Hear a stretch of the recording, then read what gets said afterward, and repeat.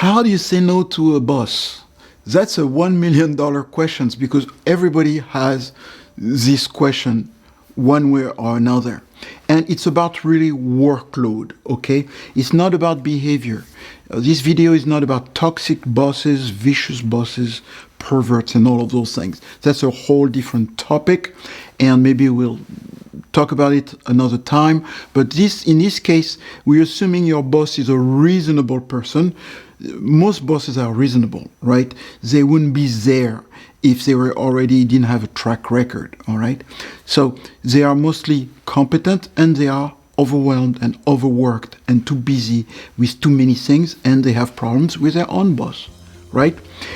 It may not be your boss. It may be an investor. It may be somebody in your community. It may be somebody that has strong influence on you. How do you push back there? Really important topic this week.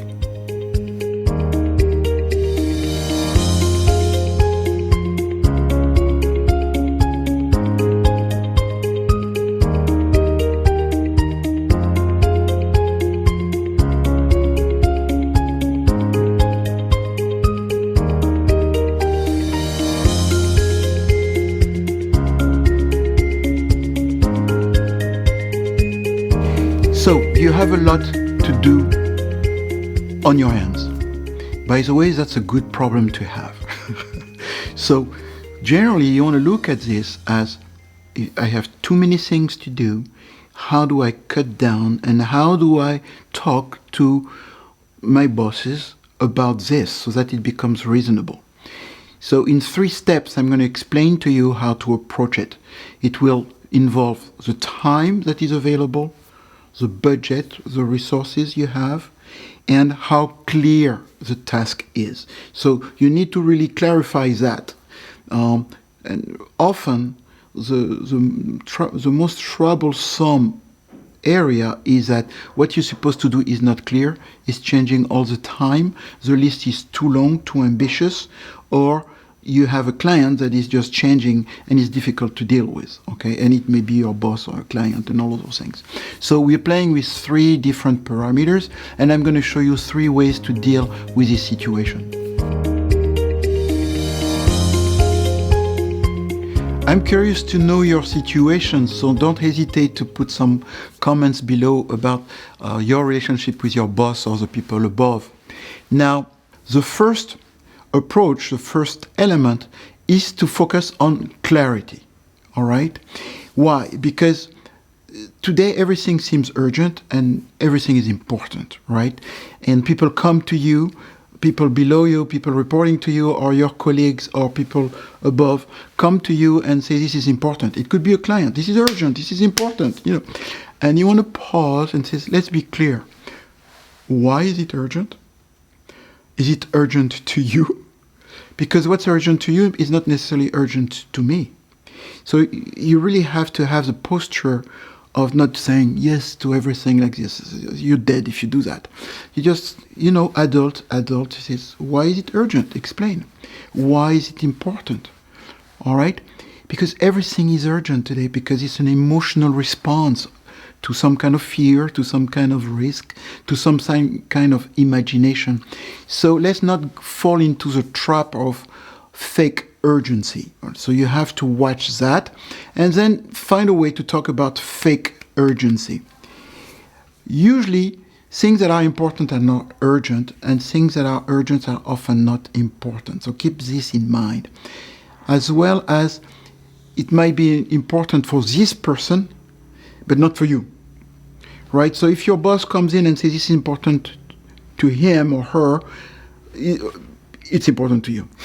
But if it's a colleague or somebody, a partner or consultant coming to you and saying it's urgent, it's, wait a minute, that's urgent for you, not necessarily for me, etc. So this is a good conversation to have. You want to agree as well of specifically what's expected, all right? So write it down. Here's what's expected, and it's going to be very long, okay? So you're going to have to allocate, okay, how much time, how much resources, how do we get very specific on what needs to be done. And often people don't spend enough time writing it down because you're getting some agreements, which leads to the third part of getting clarity, is to manage agreements. We are all managing agreements. It's a very powerful thing when you speak to people about agreement. He says, here's our agreement, okay? Here's your role, here's my role, here's what I'm going to be doing, here's this and not that. Are we clear, right? You may need to write it down, but make sure that you have a clear agreement. When we don't have clear agreement, it becomes very confusing and the blame always comes to you. So you don't want that. The second part is to actually prioritize and eliminate. A client of mine came to me and said, Hervé, I have too many priorities. I just can't do it. My day is crazy. And my question was, wait a minute, these are not priorities. You should have at maximum 5 priorities. And I think you're talking about tasks. Priorities are very different from tasks. What you're responding to is people are saying this is urgent and important and it's a priority. That's just another way of saying urgent and important, but that's not a priority, right? So a priority is, okay, this year we're focusing on marketing, or this year we're focusing on clients in Northern Europe, or this year we are cutting costs, or this year with the COVID we're making sure we're taking care of our employees. That's a priority. It's general, it's strategic.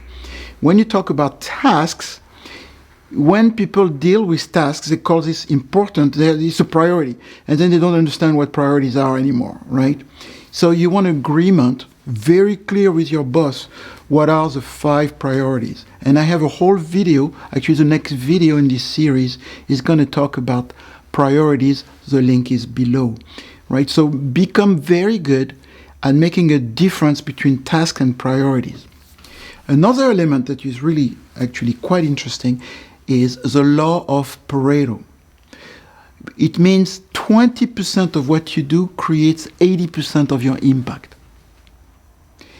And 20% of what you do creates 80% of your stress. So I'm saying, what are, among all these tasks that you have, which are not priorities, the 20% tasks that need to be done, and that's going to create 80% of your performance, real performance. You want to know this 20%. So you have to list down all the things you need to do today, tomorrow, this week, this month, this year. List it, right? If you don't list it, we can talk about it. And then agree with your boss about the top 20. And that may be some work, but it's very committed work. But it's a form of negotiation, and you just go through it and says, okay, here are the tasks. Do we agree? Remember about agreements? We have all these 10 tasks. The top 20, are we agreed that's going to create 80% of happiness? Yes. Okay. What about the rest? Let's talk about the bottom 20%. And you say one thing that nobody does in any industry. What do we eliminate? And people will go, eliminate? You mean doing less? Yes. Eliminate the bottom 20%.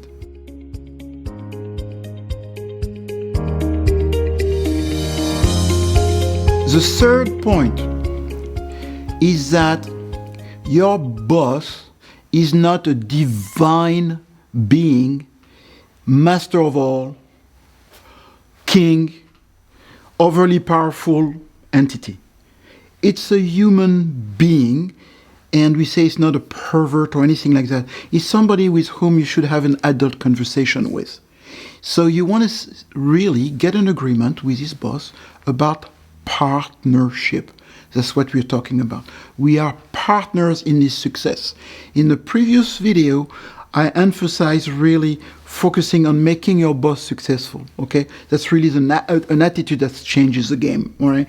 So now that you have that and you have credibility and influence, you want to say to your boss, okay, you're going to be happy, but here's what you're going to do, boss. You're going to be focusing on these fun, strategic things. right? And I'm dealing with this all to do operational stuff, right? But I do need some of your time to navigate this. So can we have an agreement that when we need to work on this for your success, when I send you email, you respond. When I call a meeting, you come. And throughout the year or throughout the month or throughout the week, we can touch base. And you would respond to me in a timely fashion. Can we have an agreement? Can we have a partnership?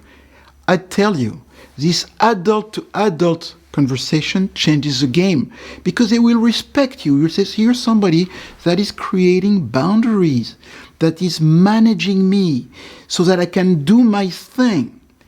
And I know it's really covered by this wonderful person that's working for me, and you're winning. So you need to manage your boss by creating what I call navigation, right? But it's really a partnership of, okay, here's how we're going to do this. Because I want to be successful, because if I'm successful, you're successful, right? Will you help me? Will you make yourself available? Most of the time they will say yes. And this is when you start really pushing back on which of these priorities can we eliminate or reduce, because I may not have more time, I may not have enough budget, and then you become influential and you have far more chances of pushing back, negotiating if you have approached this way. So first step, clarity. Second step, eliminate. Law of Pareto. 20% creates 80% of the impact. Make a list of that and eliminate the bottom 20%. It's very courageous, but I know you can do it. Third, deal with your boss as a friend and a partner in success. I'm trying to make you successful, right? Okay, how are we going to partner in getting things done? All right? Enjoy the process. It works.